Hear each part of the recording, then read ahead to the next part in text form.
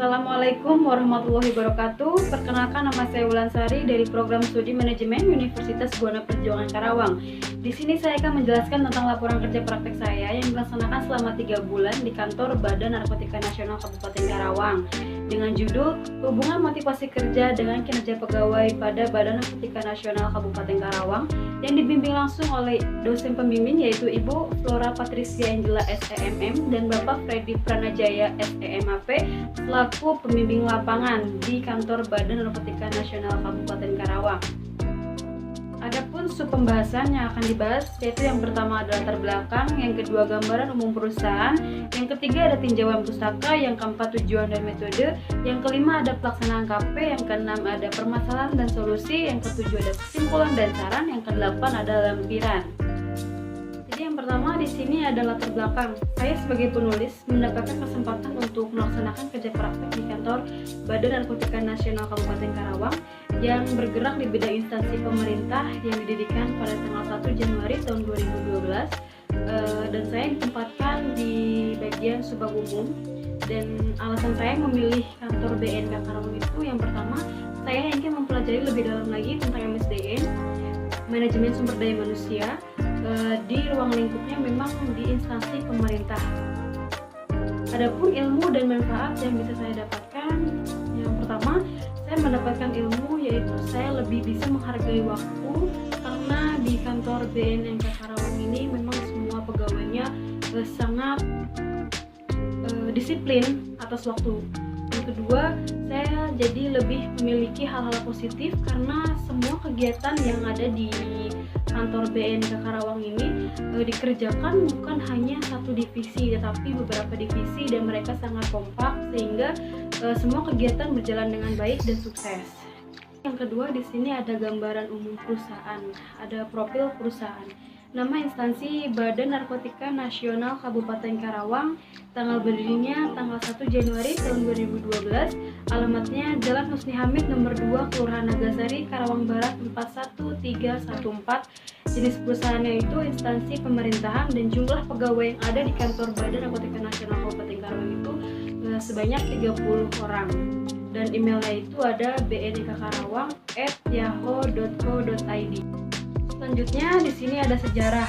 Badan Narkotika Nasional Kabupaten Karawang didirikan pada tanggal 1 Januari tahun 2012, dan roda kerja organisasi berjalan di Karawang dengan dasar pendirian yakni yang pertama Undang-Undang Nomor 35 Tahun 2009 tentang narkotika. Yang kedua ada Peraturan Republik Indonesia Nomor 47 Tahun 2019 tentang perubahan Nomor 23 Tahun 2010 tentang Badan Narkotika Nasional. Yang ketiga, ada Peraturan Badan Narkotika Nasional Nomor 06 Tahun 2020 tentang organisasi dan tata kerja Badan Narkotika Nasional Provinsi dan Badan Narkotika Nasional Kabupaten atau Kota. BNNK Karawang merupakan lembaga vertikal.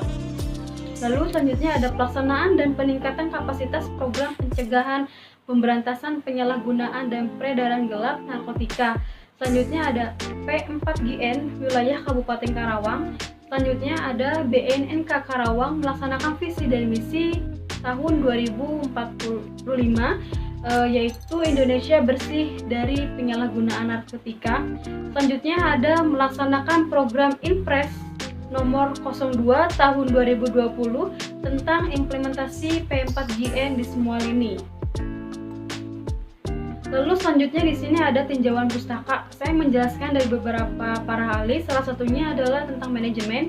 Manajemen menurut Gary Guthrie 1964 dalam buku ABD Rohman MAP tahun 2017. Pendapat lain mengenai manajemen dipandang sebagai suatu proses khusus yang meliputi perencanaan, pengorganisasian, pengimplementasian, dan pengawasan yang dilakukan untuk menentukan serta mencapai sasaran sebuah organisasi melalui pemanfaatan sumber daya manusia dan sumber daya lainnya. Lalu yang kedua, tentang manajemen SDM, saya mengambil salah satu dari menurut para ahli.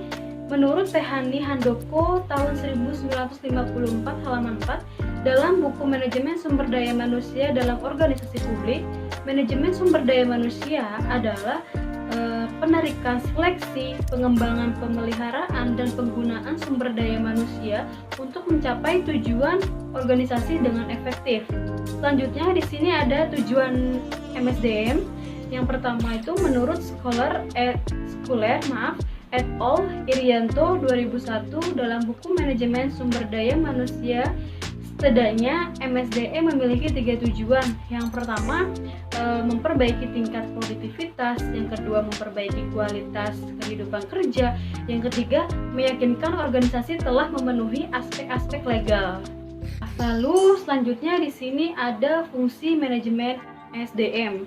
Terdapat beberapa macam fungsi utama manajemen sumber daya manusia. Di dalam buku pengantar manajemen ini dimukakan 5 fungsi, yaitu yang pertama, perencanaan untuk kebutuhan SDM. Yang kedua, ada staffing sesuai dengan kebutuhan organisasi. Yang ketiga, penilaian kinerja. Yang keempat, perbaikan kualitas pekerja dan lingkungan kerja. Yang kelima, pencapaian efektivitas hubungan kerja. Lalu selanjutnya di sini ada motivasi kerja. Saya mengambil beberapa menurut para ahli, tapi di sini saya mengambil motivasi merupakan faktor yang mendorong seseorang untuk melakukan suatu aktivitas tertentu. Motivasi sering diartikan pula sebagai faktor pendorong perilaku seseorang.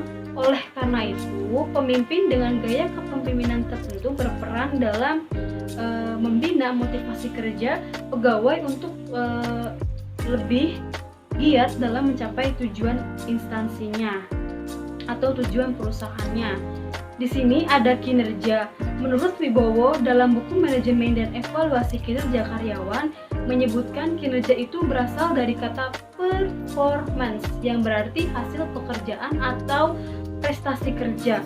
Namun perlu pula dipahami bahwa kinerja itu bukan sekedar hasil pekerjaan atau prestasi kerja, tetapi juga mencakup bagaimana proses pekerjaan itu.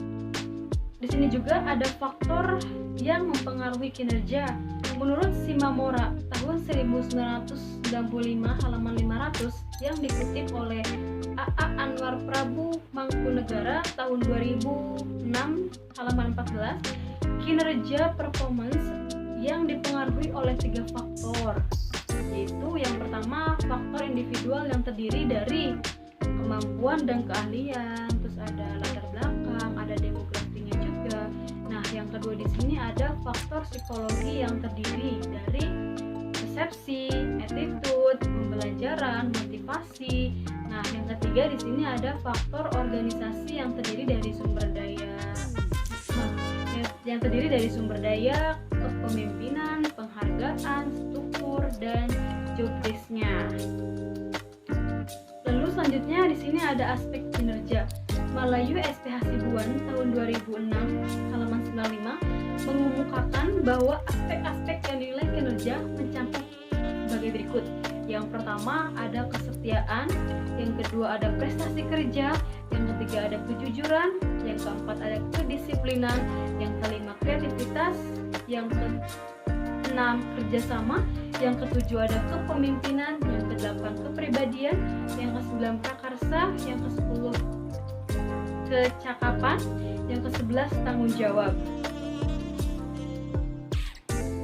Lalu di sini ada tujuan dan metode. Tujuan dari KP yang dilakukan oleh mahasiswa yang pertama, membangun mahasiswa yang siap dalam menghadapi permasalahan dan tantangan dunia usaha atau kerja, serta memiliki kemampuan dalam menganalisis permasalahan dalam lingkup teknologi. Yang kedua, mendapatkan pengetahuan dan pengalaman sesuai dengan disiplin ilmu di lingkungan kerja sebenarnya sehingga mampu memberikan umpan balik berupa perkembangan keilmuan di dalamnya. Lalu yang ketiga, mendapatkan data-data yang dapat diangkat menjadi masalah untuk disusun dalam proposal tugas akhir nanti. Lalu di sini ada metode. Penulisan ini menggunakan metode deskriptif atau library research, dilakukan secara langsung di lapangan serta data diperoleh dari hasil wawancara kepada pembimbing lapangan sebagai informasi yang kami dapatkan. Lalu selanjutnya di sini ada metode. Penulisan ini menggunakan metode deskriptif library research dilakukan secara langsung di lapangan serta data diperoleh dari hasil wawancara kepada pembimbing lapangan sebagai informasi yang kami dapatkan. Selanjutnya di sini saya akan menjelaskan tentang pelaksanaan kerja praktek. Adapun tugas utama yang saya lakukan di kantor Badan Narkotika Nasional Kabupaten Karawang yaitu membantu membuat dan menulis surat perintah. Penulis melakukan pembuatan surat perintah atau sprint, surat yang diberikan oleh atasan maupun instansi untuk pegawai BNK Karawang untuk melaksanakan tugas tertentu yang diberikan atasan ataupun instansi, dan ditulis di buku agenda surat perintah jika surat sudah ditandatangani oleh Bapak Kepala BNK Karawang. Lalu surat perintah itu distempel, ditulis di buku agenda surat perintah, karena surat perintah ini termasuk ke dalam kinerja pegawai yang sesuai dengan judul yang saya ambil. Di sana ada contoh format buku agenda surat perintah. Yang pertama itu ada nomor, yang kedua ada tanggal keluar surat, yang ketiga ada nomor dan tujuan surat, yang keempat ada perihal, yang kelima ada keterangan. Dan di sana ada contoh surat perintah. Adapun tugas pendukungnya, yang pertama ada perkenalan. Jadi awal masuk saya ke kantor BNK Karawang ini, saya melaksanakan perkenalan yang memang dimulai dari divisi Subag Umum, lalu selanjutnya masuk ke divisi pemberantasan, selanjutnya masuk ke divisi rehabilitas, lalu selanjutnya masuk ke divisi P2M. Dan di sana saya melaksanakan atau melakukan perkenalan kepada divisi-divisinya, bukan hanya ke divisi saja perkenalannya, tetapi perkenalan juga ke pegawai-pegawai yang ada di BNK Karawang. Lalu selanjutnya di sini ada tugas mengikuti kegiatan apel pagi setiap hari Senin dan senam aerobik. Setiap kegiatan apel pagi hari Senin ini yang memang dimulai pada pukul 8 sampai dengan selesai beserta pegawai BNK Karawang. Yang senam aerobik ini dilakukan selama 3 bulan sekali, dan memang kebetulan saya di sana sedang magang dan merasakan senam aerobik bersama semua pegawai yang ada di BNK Karawang. Lalu selanjutnya di sini ada surat masuk, menulis surat masuk. Menulis surat masuk adalah surat yang berasal dari suatu organisasi atau instansi untuk BNK Karawang, yaitu instansi dari luar misalkan dari organisasi lain yang memang dituju untuk BNK Karawang. Terus setelah surat itu masuk, suratnya langsung ditulis di dalam buku agenda surat masuk dan langsung didisposisikan, lalu dikasihkan kepada Bapak Kepala Subag Umum agar ditandatangani oleh Bapak Kepala Subag Umum, dan setelah ditandatangani oleh Bapak Subag Umum langsung dinaikkan ke Bapak Kepala BNK Karawang. Selanjutnya tugas pendukungnya yaitu menulis surat keluar. Jadi menulis surat keluar ini untuk memenuhi undangan seperti surat undangan acara sosialisasi. Terus memang acara sosialisasi ini surat keluarnya ini dari P2M, divisi P2M. Terus ada di bagian rehabilitasi juga, terus ada di bagian pemberantasan. Jadi tata usaha ini hanya menulis dan memberikan stempel kepada surat yang memang telah ditandatangani oleh Bapak Kepala BNK Karawang. Lalu selanjutnya di sini ada mengarsipkan dokumen surat masuk maupun surat keluar. Pada bagian mengarsipkan surat masuk dan surat keluar ini, jika surat telah ditandatangani atau telah diberikan dari Bapak Kepala BNK Karawang, maka turun ke bagian Subag Umum, maka Subag Umum akan melaksanakan atau melakukan pengarsipan, yaitu sebelum diarsipkan maka surat itu harus distempel terlebih dahulu. Setelah distempel, maka surat itu bisa untuk diarsipkan agar semua surat yang memang penting itu tidak tercecer dan tidak hilang.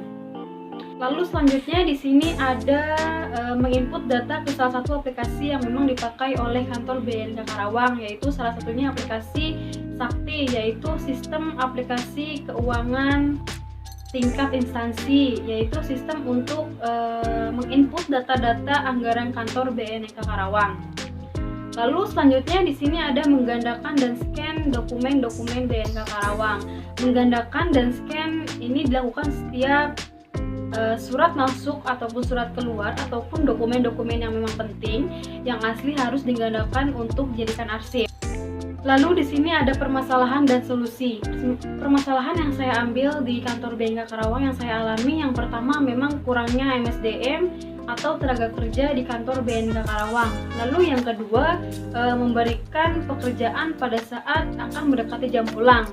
Lalu yang ketiga, di situ ada kurangnya peralatan kantor yang tersedia seperti alat scanner, alat komputer, owner, atau tempat penyimpanan bekas-bekas. Lalu ada pun solusi yang saya ambil. Yang pertama, dengan merekrut atau menambah pegawai baru yang memang memiliki potensi yang sesuai dengan atau yang dibutuhkan oleh kantor BNK Karawang dan dimasukkan ke dalam bagian yang memang dibutuhkan pegawai baru.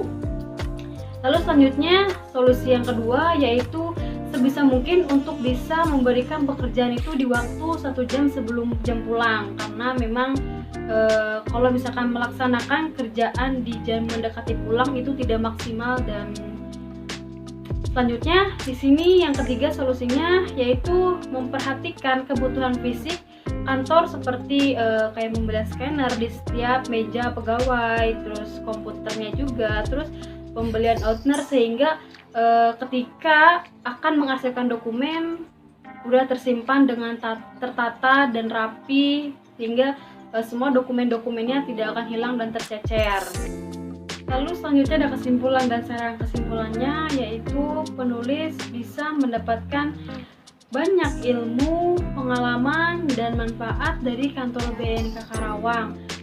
Jadi penulis ini mengetahui bagaimana caranya menulis surat masuk, surat keluar, surat perintah dengan baik, menggandakan men-scan dokumen, terus selama melaksanakan tugas-tugas yang saya lakukan selama 3 bulan ini, saya dibimbing dengan baik oleh pembimbing lapangan maupun dengan pegawai-pegawai BNK Karawang.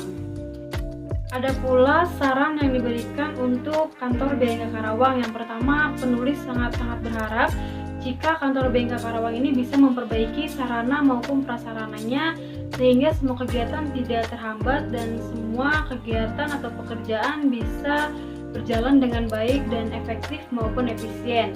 Lalu yang kedua, penulis juga berharap agar kantor BNK Karawang ini dapat tetap selalu memberikan kesempatan untuk mahasiswa lain untuk mengikuti kegiatan kerja praktek di kantor BNK Karawang.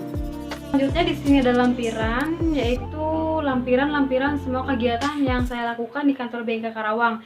Yang pertama itu ada senam aerobik, yang kedua melaksanakan apel pagi, lalu yang ketiga ada siraman rohani bulan Ramadan.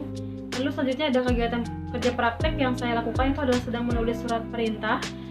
Lalu yang selanjutnya di situ ada kegiatan kerja praktek lagi, saya itu sedang menginput data atau mengecek semua data-data benar atau salahnya.